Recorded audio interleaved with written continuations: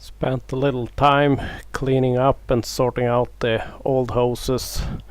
Most of them will be thrown away, but I'm keeping a couple as backup that hopefully will never need to be used. But put some tape on them and wrote the size and length, so if I should at some point need to bring any of them out, it's easier to find. A wooden board was screwed onto the garage to hold them in place. Then we changed the attention to a few other things besides the forest machines. We wanted to move some material with the old truck and needed to fit the chains on it. It's been hard to get them tight enough on here. They might not be the perfectly correct size for these tires, and we have little experience with tandem wheel setups and adding chains to that. As you saw, we cut off a cross link to get a little more play, and we weren't really good with that. You need to tension the middle first. During the spring and the really good snowmobile conditions, I've been out checking out the land also if there are any emergencies that needs to be taken care of this summer. Apart from the wind fallen tree we have already taken care of, there are no surprises I found, at least.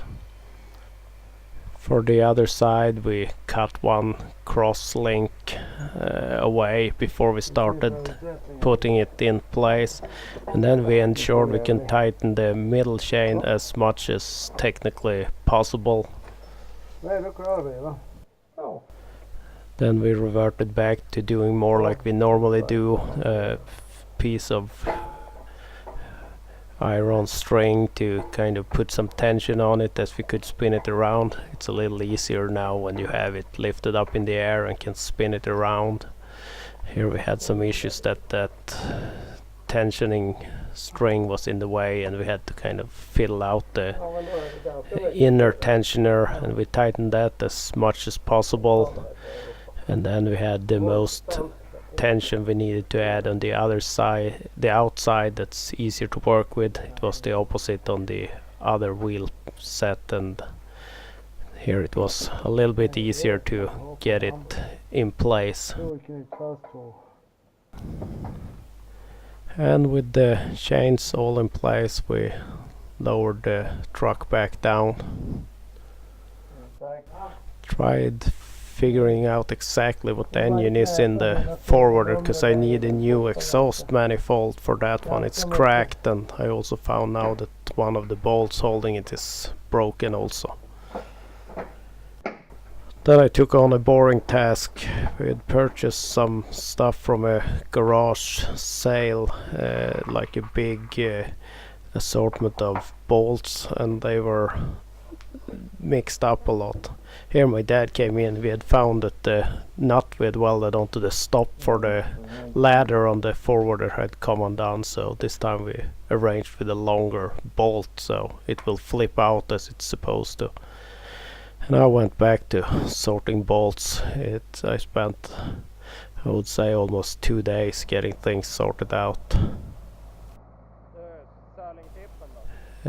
My dad came up with a load of material while I worked on the bolts, and the old truck is doing a great job.